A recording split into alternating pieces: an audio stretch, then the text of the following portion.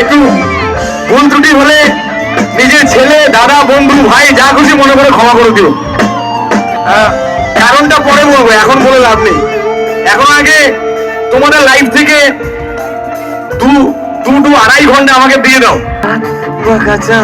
লাগে না ভালো রে আরো,